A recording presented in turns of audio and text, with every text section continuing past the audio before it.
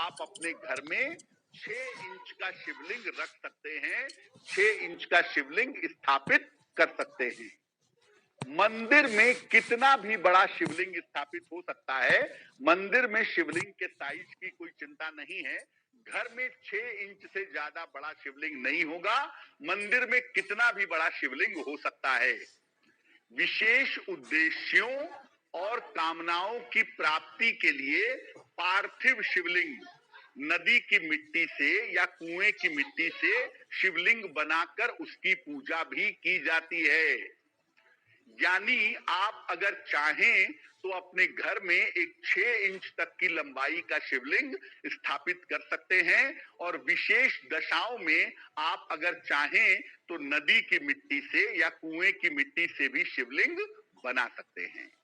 अब आपको बताते हैं कि शिवलिंग की पूजा में क्या क्या चीजें अर्पित करनी चाहिए।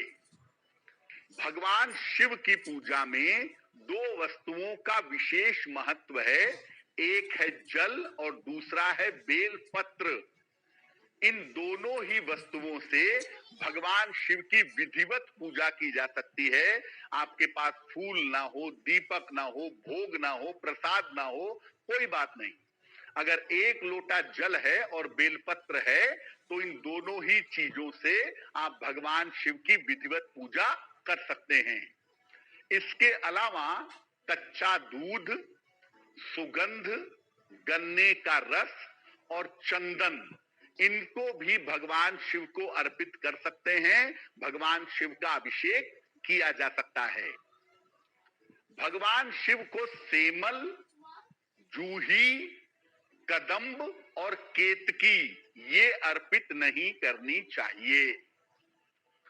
बहुत सारे लोग ऐसा भी जानते हैं और ऐसा भी समझते हैं कि शिवलिंग पर तुलसी के पत्ते भी अर्पित नहीं किए जा सकते। लेकिन मैं आपको बता दूं कि सामान्यतः तो आप अर्पित नहीं करेंगे तुलसी के पत्ते, लेकिन भगवान शिव और भगवान विष्णु की अगर सम्मिलित कृपा चाहते हैं तो सावन के महीने में शिवलिंग पर तुलसी दल भी अर्पित कर सकते हैं। स्कंद पुराण के श्रावण महात्म्य में बहुत साफ लिखा हुआ है कि भगवान शिव और भगवान विष्णु की संयुक्त कृपा के लिए शिवलिंग पर तुलसी अर्पित की जा सकती है।